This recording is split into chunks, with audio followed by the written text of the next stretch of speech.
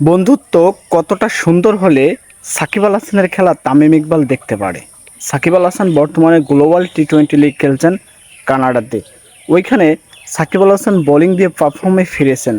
তিনি 4 ওভার বল করে 3টি উইকেট পেয়েছেন। খুবই অল্প পরিমাণ রান তিনি খরচ করেছেন।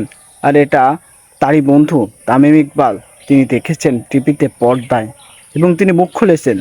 সাকিব আল হাসানের এই পারফর্মে তিনি খুব খুশি। দেখুন, আমরা যারা ভক্ত আছি, আমরা সাকিবের যারা ফ্যান তারা তামিম ইকবালকে নিয়ে কটূক্তি করি। যারা তামিম ইকবালের ফ্যান তারা আবার সাকিব আল হাসানকে নিয়ে অনেক ধরনের বাজে মন্তব্য করি, এটা সেটা অনেক কিছু।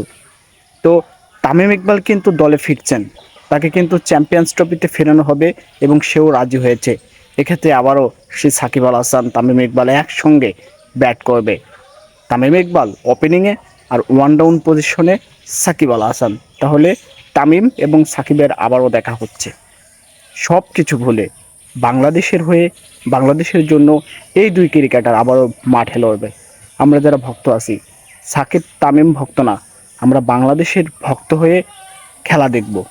আর কোনো সমালোচনা নয়, এবার বাংলাদেশ ভালো কিছু করবে ইনশাল্লাহ, যেহেতু ওডিয়া ফরম্যাট।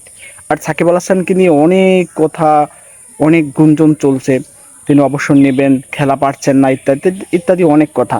কিন্তু দেখেন, এই খেলা না পারা প্লেয়ারটাকে কি করলো কলকাতা নাইট রাইডার্সের টিম ম্যানেজমেন্ট, নিল মেজর টি-20 লিগে লস অ্যাঞ্জেলেস নাইট রাইডার্স টিমে ভেরালো। সেই একই ম্যানেজমেন্ট, কিন্তু দল আলাদা, প্রিমিয়ার লিগ আলাদা।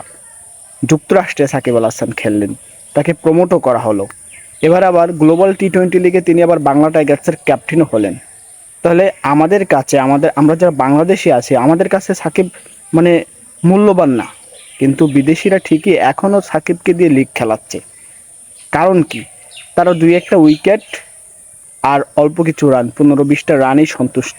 কিন্তু আমরা চাই সাকিব আল হাসান প্রতি ম্যাচেই 50 করুক, 100 করুক, 5 উইকেট করে পাক। আসলে ভাই, এটা সম্ভব না। সব প্লেয়ারের অফ ফর্ম থাকবে। তিনি অনেক বছর রাজত্ব করেছেন, কিন্তু এখন তিনি ফর্মে নাই। কিছু তো করার নাই ভাই, ক্রিকেট আসলে এমনই। যাই হোক, সব কিছু ভুলে আবারও দুই বন্ধু একসাথে খেলবে মাঠে।